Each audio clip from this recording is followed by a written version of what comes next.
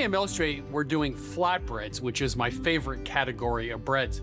And my favorite flatbread comes from Antakya, Turkey, the southeast corner of Turkey.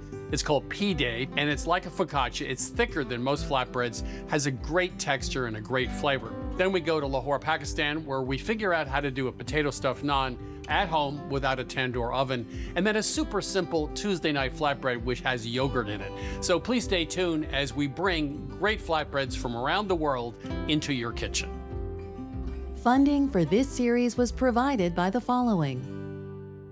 Moe's salmon comes ready to cook, ready to grill, ready to season, or pre-seasoned, and ready to eat. And an assortment of flavors for an assortment of people. Moe's salmon. We pass down traditions here. We create and connect. We enjoy special moments, some simple, some grand. The heart of your home is the kitchen. The heart of your kitchen is the galley.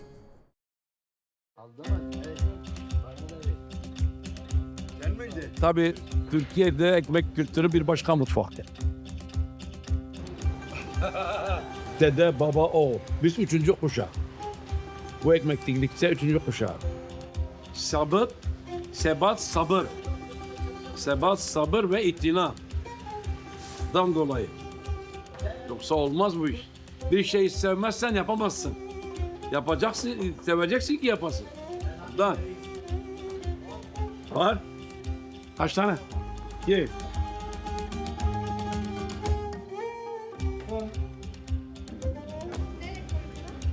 Bir de normalde bizim burada Hatay'da yani kağıda, tepsi falan bu tür şeyler yani pişiriyoruz. Ve yani herkes buradaki şeylerden memnundur. Bunlardan ibaret başka bir şey yok yani. Sosyal faaliyetlerinden biraz kısıtlamanı gerekiyor. Yani insanlığa hizmet etmek için bazı şeylerden fedakarlık sunuyoruz. Ki ekmeğimiz güzel çıksın, daha güzel tanıtalım diye. Daha güzel bir şey sunalım diye. Yani mesleğimize aşık olmamızdan.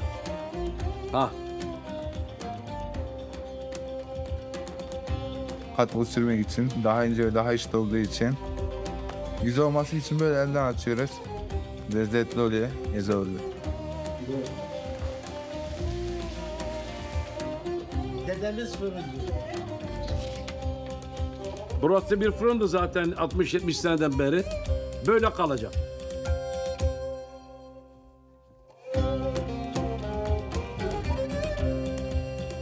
So my question is, why in the United States do we not make, at least in general, we don't make flatbreads? And one of the reasons is we're used to big, doughy breads. Now, when I was in Turkey a couple of years ago, I went to Antakya to the Kirkicha bakery. This has been around forever. They have wood-fired ovens, and they make a bread, which is very common all throughout Turkey, called pide. And it's sort of in between a flatbread and a regular bread. It's about this high, so it has more texture and more height than a real flat bread, but it's not a full yeasted bread that would be nice and thick. One of the things we found, and this is kind of unusual, is we're gonna start with a basic sponge. A sponge is usually a cup of flour. This is bread flour, a cup of water, yeast, of course, and honey. And we're gonna mix that up. We're gonna do this and let it sit, and this is kind of crazy, for just 30 minutes. And that starter, that sponge, is going to add a tremendous amount of flavor to the bread. So even 30 minutes of sitting around is going to make a big difference. Now you can see this has started to bubble even in 30 minutes, which is great because that's developing flavor. Put this on the mixer. So we started with 1 cup of flour. We're going to add 3 more cups now. We're going to add 1 more cup of water and a little bit of oil. Here's a simple formula you might want to just remember. For most breads, a lot of breads, it's 4 cups of flour to 1.5 cups of water. That's the typical hydration. By that I mean the ratio of water to flour. This recipe, however, is 2 cups of water to 4 cups of flour plus a little olive oil. But it's going to give you a fluffier, softer bread with more air holes in it. So let's get started on this, just on low to mix it, and then we'll turn up the speed a little bit. So now I'm going to go add the salt. This is a little controversial, Most bread recipes don't have you add the salt at the beginning. And I figured this out, or I was told this 35 years ago when I started out in cooking. I went to a professional bakery in Berkeley in California. The guy told me there that he didn't add salt at the beginning because the salt tends to heat up the dough as it's kneading. And if it gets too hot, it's going to kill off the yeast or at least slow down the action of the yeast. The problem with that is, I find, because I'm an idiot occasionally, I'll forget to add the salt because I didn't put it at the beginning and I won't add it later. So I started adding the salt at the beginning. I didn't really find any difference in the yeast, but I do trust professional bakers. So we just needed this for about 5 minutes. We're gonna add the salt now. It's not the end of the world if you add it at the beginning, especially if you're using this much yeast. But in a professional bakery, they don't add the salt at the beginning. Okay, so that's been about 10 minutes. So I'm going to scrape down the sides. Now, since this is so sticky, you can tell it's a very sticky dough. We're going to do something a little unusual. Normally, I would take this dough out. I would liberally flour the board, and I would knead it for a minute or two, shape it into a ball, put it into an oiled bowl, cover it, and then let it sit. So we're going to actually let it rise. The first rise is going to be in this mixing bowl. So this will take an hour to an hour and a half. There's plenty of yeast in here. This is a warm kitchen, and it will probably rise pretty quickly. So let's see what happened. Wow! Did it rise? Yeah, it rose very nicely. I guess we're not in a cold kitchen now. This is sticky. So before I do anything, I want to put plenty of flour down on the counter. Yeah, it is sticky. By the way, this dough feels very soft and easy to work with, and it just makes just a terrific bread. So I'm just going to form a ball, press it underneath like that, get it nice and tight. So there we go. So we'll let that sit just 15 minutes, and then I'll come back, we'll start shaping the dough, let it rest again, and then into the oven. So those have risen nicely. Now, it's okay if they touch, by the way. So let this rest another 20 minutes now. Okay. Now, when I watched the bakers do it, there were, I think, 4 guys in this little bakery. It was just amazing. I mean, these guys, they would just fly through them and they dimple them when they go into the oven. It was just an incredible thing. So there's a little bit of egg. The other thing, I spent about an hour there, and one of the gentlemen's job, he had this window in the front of the bakery, and he'd sit there and he'd sell the bread. He was there because it was a social institution. So the great bakery like that, it serves so many different functions. It's not just there to make bread. Now the dumplings, just like focaccia. So we don't want this to rise way up as it bakes. So we're going to go like that, then like this. I don't really care how the bread turns out. I just want to do this part. Oh, it's so satisfying.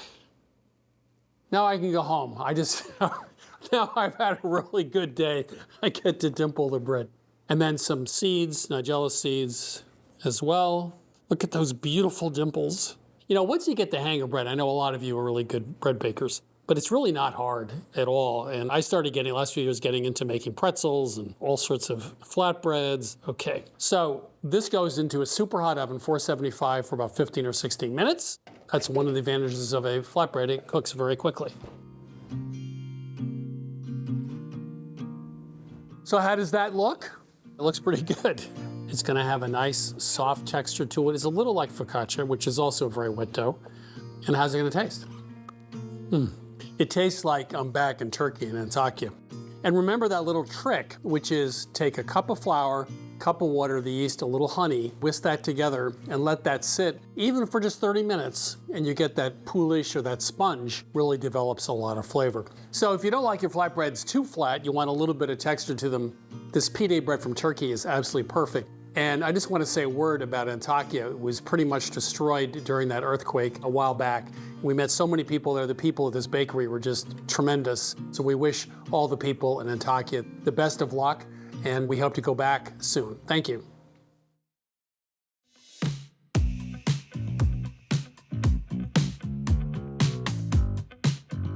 If you do a lot of bread baking, you come across a lot of terminology. You may see the word pre-ferment, poolish, sponge. What do these things mean? Well, generally, these are 3 types of ways to start bread. If you think of sourdough bread, which is a naturally raised bread from the yeast that's in the air, it has a very tart, sour, delicious flavor. Well, we're giving our bread a little jump start there and giving it a little more flavor by creating a poolish. The yeast is going to chew away at the flour and create carbon dioxide, which creates the bubbles. So in a sourdough bread with the large bubbles, that's a lot of natural yeast in the air that's being absorbed into that bread, which creates carbon dioxide when it bakes. Same concept here, but we're starting with instant yeast instead of natural yeast. So we did a lot of testing here at Milk Street, working with different levels of poolish or pre-ferment to see how it would affect the bread in the end. And we made a 30-minute poolish, a 1 hour, and a 2-hour resting time. And you can really see the difference here. The 30-minute, that yeast has sprung to life, it's creating lots of bubbles, and that's what we want. You can also smell it. You can smell it starting to sour very, very slightly, which adds delicious flavor to our bread. The 1 hour poolish, also still going strong, but you can see the bubbles are starting to pop there. What will happen here if you leave them too long is the yeast will eat all of the nutrients in the poolish and will have nothing else to live on. It will stop giving off carbon dioxide, and then basically it's dead. Your bread is not going to rise anymore. Our 2 hour, you can see in the bowl, it rose and fell, and the bubbles are kind of popping there. So we baked a couple loaves off here to see what a poolish can do. The first loaf had a 2-hour proofing time with the poolish. The second one had the 30-minute poolish. It added tons of flavor, even in that short amount of time. But more importantly, we got a nice spongy texture and those beautiful holes in there. There was still enough yeast life left so that when we added the rest of the flour, it came roaring back to life and made a beautiful loaf. And a little bit tartness there. Really good. Now you could make a flatbread like this Turkish pide or a focaccia or a pizza dough, mix it, proof it, and use it. But go for the pre-ferment treatment. It's worth the trouble to add a lot more flavor and really, really great structure to your bread.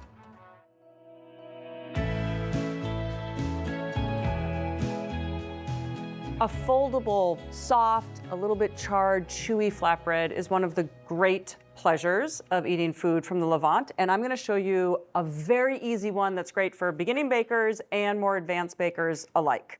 We're going to start with 206 grams of bread flour. I'll talk about the flours in a second because we're also adding in 35 grams of whole wheat flour, a teaspoon of baking powder, and a little bit of table salt. So we call for bread flour because it's going to help give a little bit of chew, a little more structure in a short amount of time. And this is a very quick weeknight flatbread. But if all you have is all-purpose flour, that's absolutely fine. The whole wheat flour is for flavor. So if you don't have that, you can make this with 100% bread or all-purpose flour. So now that we have our flours in here, we're going to add in whole milk regular yogurt. The fat's really important. Also, that it be runny yogurt and not strained yogurt is important. However, it's a flexible recipe. If all you have is low-fat yogurt, you can use a little bit of olive oil to add in some fat. And if all you have is a strained yogurt, like a Greek-style yogurt, then what you can do is add in a little bit of water. This is 2 teaspoons of honey. We're gonna mix this together until we get a shaggy mass. You wanna make sure before we turn it out onto the counter to do just a little bit of kneading, not a lot. You wanna make sure that you get all the flour up from the bottom of the bowl so that you have a properly hydrated dough. I'm just gonna knead this a little bit on the counter. Simple kneading is you hold a corner with one hand and you fold it over and use the heel of your hand. So why we added the whole wheat flour, the honey, and the yogurt was to mimic thyme. Thyme is the key ingredient into really complex flavored breads, so sourdough breads or long rising breads. Well, we wanted these breads to come together in an hour. What do? You add flavorful ingredients. The acidity helps, the calcium in the yogurt helps create the texture we're looking for, but also that sourness sort of mimics what you get from sourdough bread. You can see now that what I have is something that's tacky, but not sticky. None of the dough comes away with my fingers. We're gonna divide it and let it rest for a few minutes. While it rests, it's gonna get much smoother.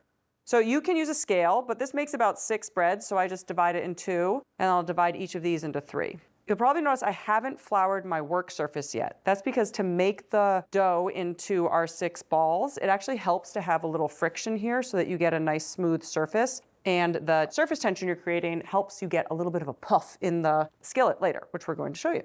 You do want to let these rest for at least 10 minutes, but you've got time. These are flexible. The other day I made them, I went for a walk for an hour and then I came back. You just need at least 10 minutes for these to relax a little and get ready to be rolled out. You also want to make sure that they're covered and that there's no air draft so you don't get a crust on the top.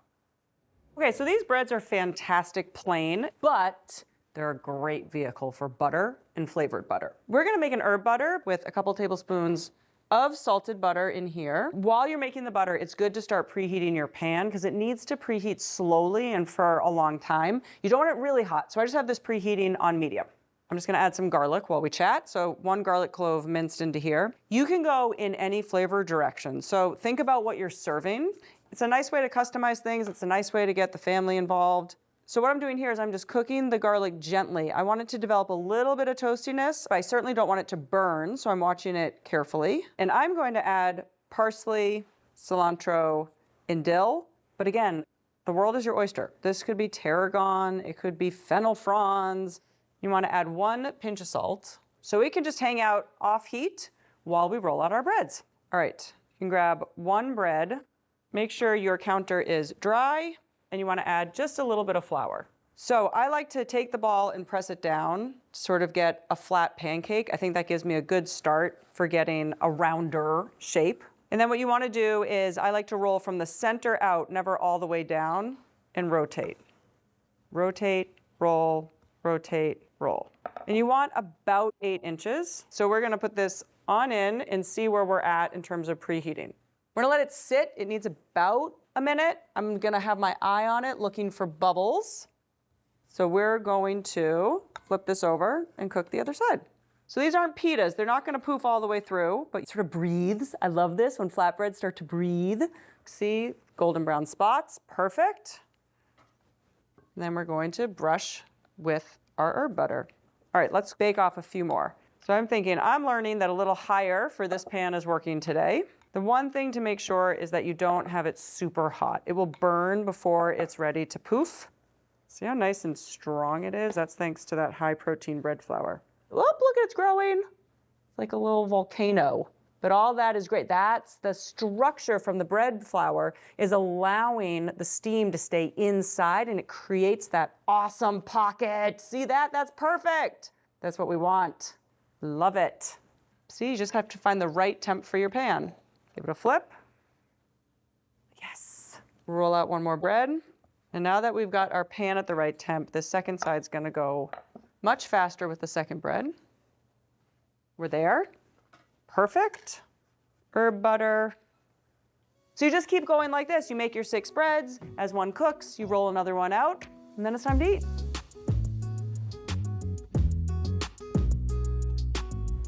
And look at this. I love these. I don't think you need to serve anything else for dinner. These are so good. The yogurt makes them a little bit decadent, but also has a beautiful, soft texture. They're completely foldable. For beginning bakers, for advanced bakers, for a family baking party, you want to make these yogurt flatbreads. Remember, I put herb butter on top, but you could also use za'atar, you could use harissa. What you have to do is try them.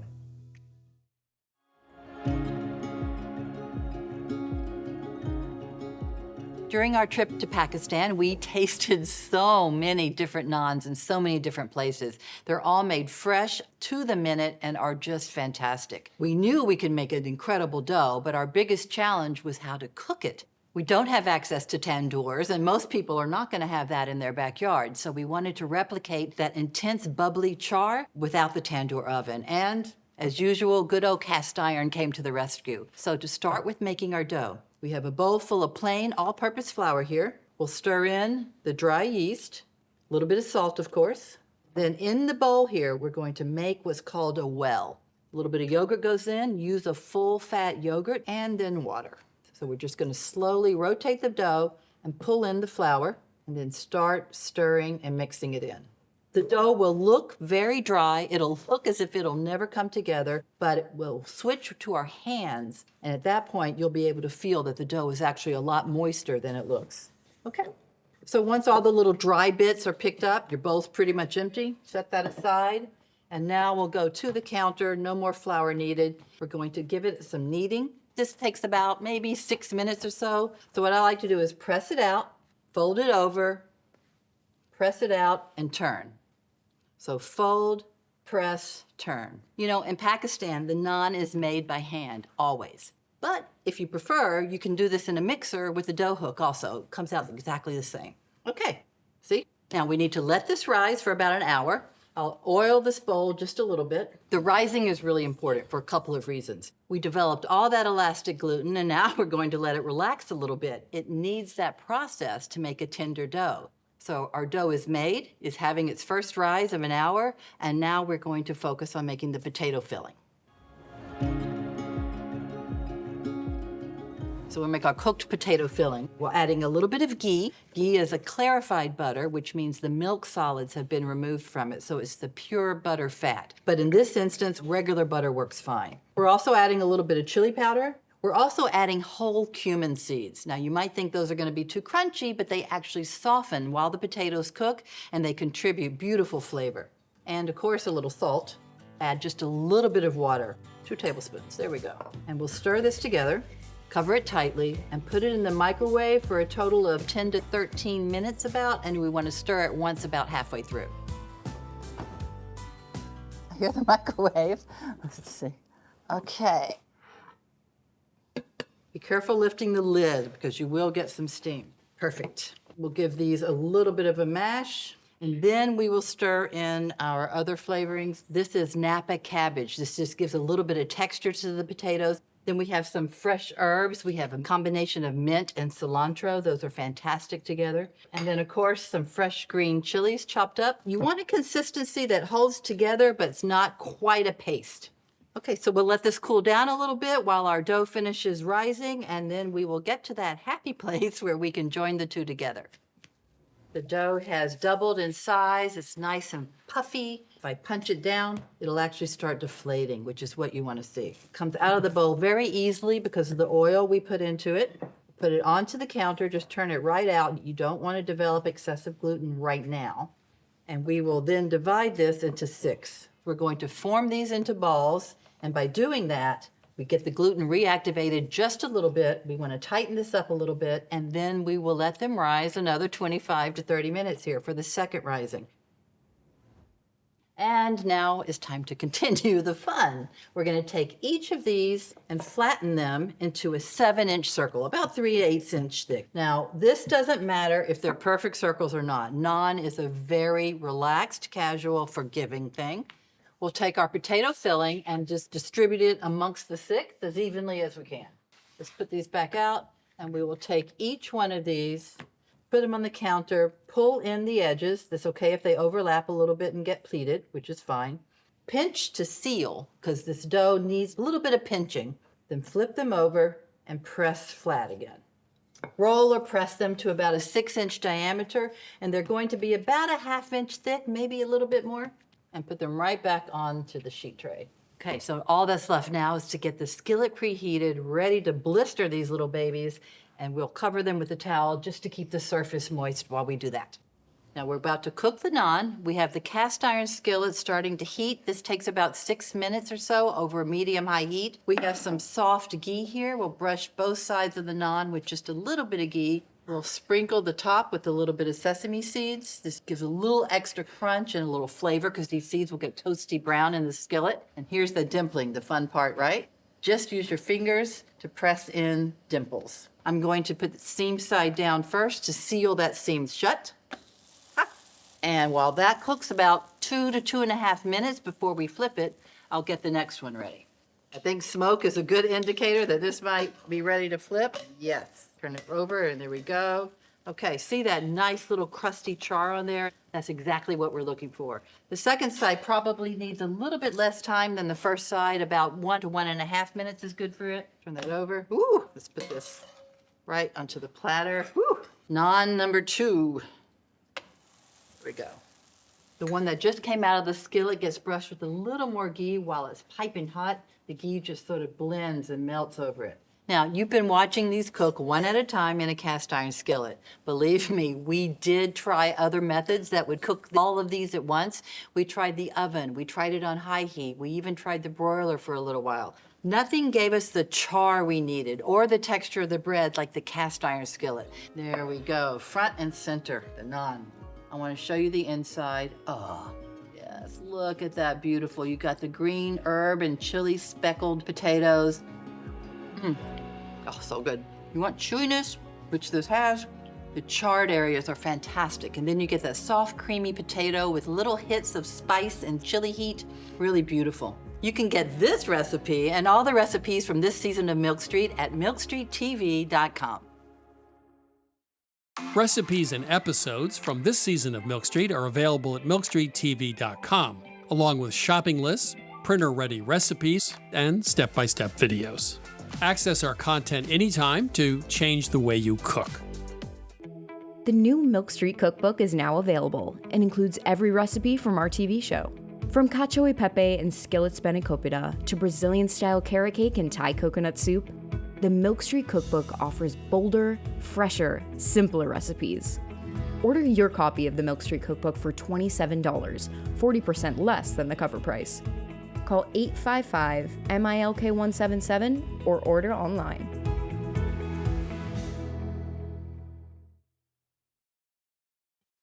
Funding for this series was provided by the following. Moe salmon comes ready to cook, ready to grill, ready to season, or pre-seasoned, and ready to eat. And an assortment of flavors for an assortment of people. Moe salmon. We pass down traditions here. We create and connect.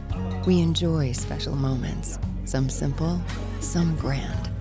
The heart of your home is the kitchen. The heart of your kitchen is the galley.